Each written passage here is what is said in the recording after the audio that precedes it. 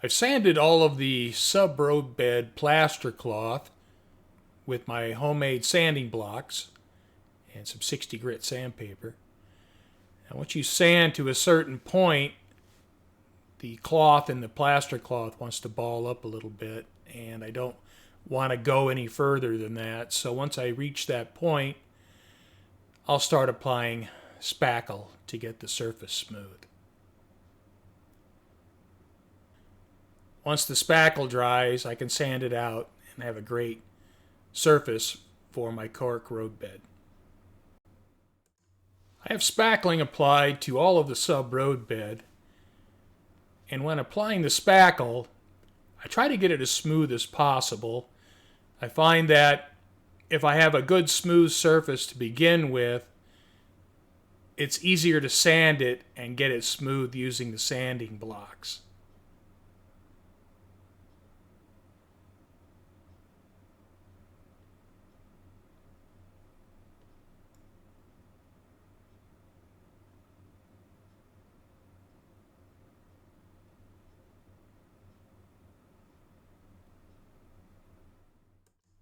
After applying the first coat of spackle, I went around and checked the sub-roadbed for any defects and then filled those low spots.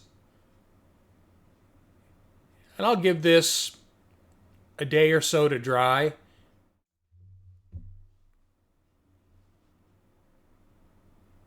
Now I've sanded the sub-roadbed using the sanding blocks I made with 60 grit paper.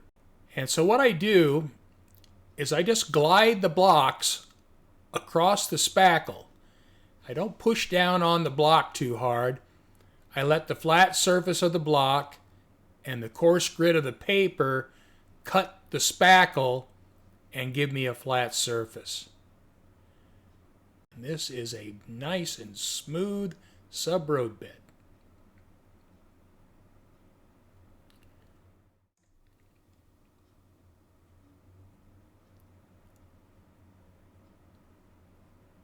We'll take a look at the surface of my sub-roadbed.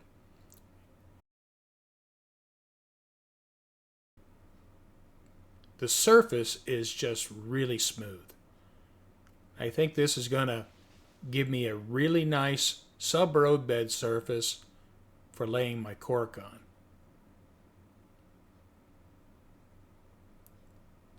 Now spackle kind of has a dusty texture. What I'll have to do is paint the spackle with some latex paint. The latex paint will give the adhesive something to grab onto so that when I put my Cork Roadbed down, it'll stick well. All of the sub-roadbed has been painted with some brown latex paint.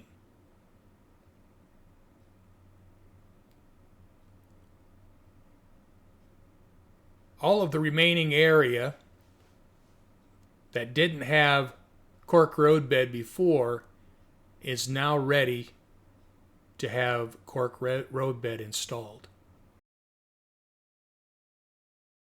I'll have to skip over the bridges. I'll have that short corner, that short bridge. Then I can do the entire loop all the way back to the turnout cork.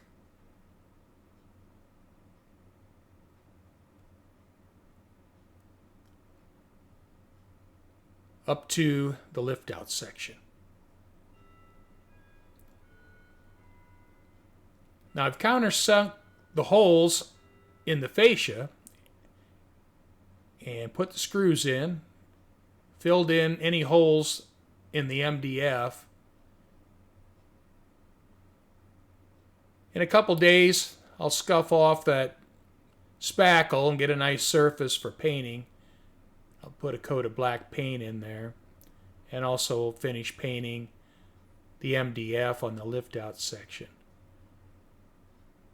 Now I know this is all going to get messed up during construction, but I like to get a coat of paint on it, at least make it uniform.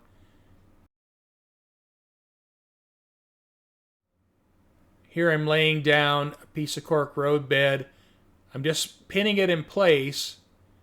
Then once I have it positioned where I like, I'll take a Sharpie and I'll mark it. I have everything marked out.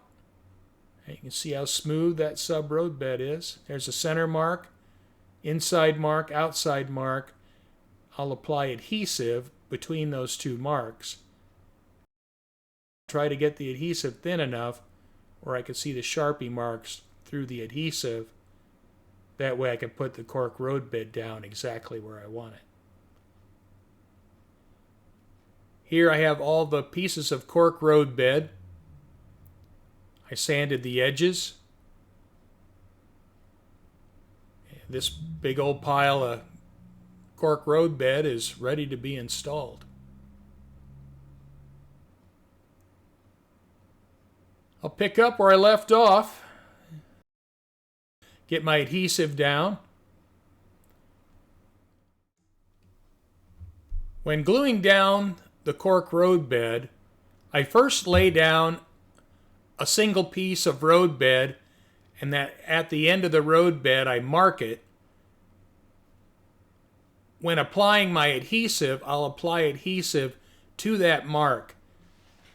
That way I only apply so much adhesive to glue down 2 pieces of cork roadbed.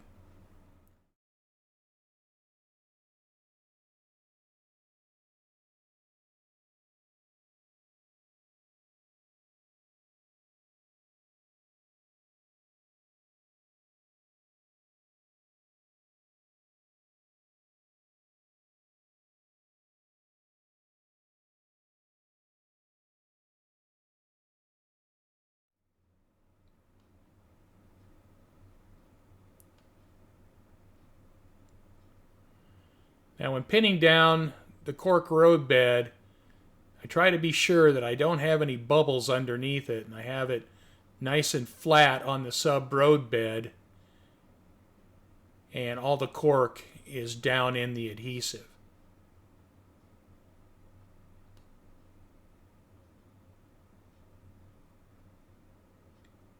Once I have that first piece of cork roadbed in place, installing the second piece is really easy because all I have to do is just butt it up against the first piece.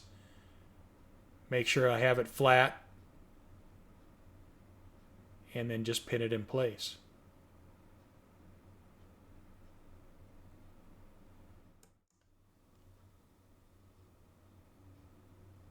Well, as you can see,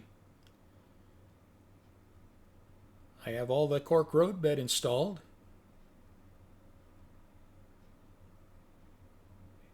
And the job went pretty well. I ran the cork out onto the risers there. I thought that would help me get the easements right. And I did it here as well. Thinking that way that when I put my track in place, I'll get it aligned better than if I just stop the cork roadbed at where the abutments would be. I'll see how that works out in practice.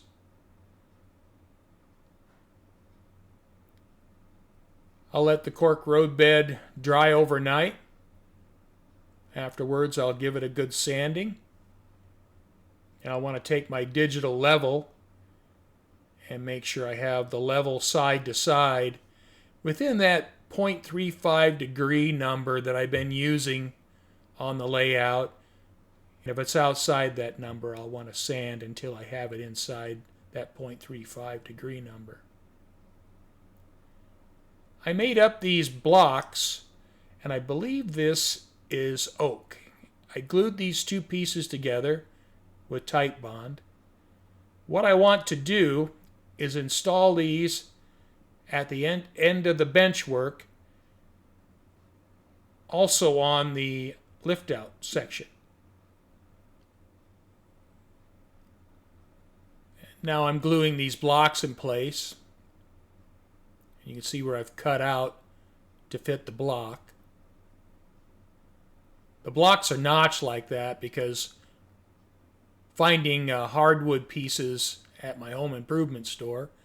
That's the best I could do, gluing them together to get the height I wanted. So that's why they're stepped like that.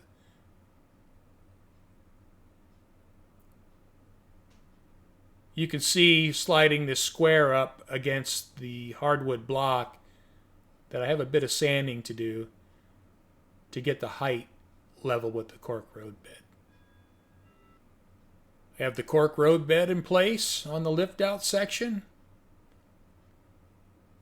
You can see the heights of the hardwood blocks. They have to come down quite a bit to be level with the cork roadbed. Time to get those hardwood blocks sanded down. I got my trusty old sanding block there, made out of a piece of 2x2. I have some 60 grit on it. It's going to take a little bit of elbow grease to work that wood down to the height of the cork roadbed. I've gotten it close. Before taking it any further, I'll want to have the lift out section in place to do the final sanding.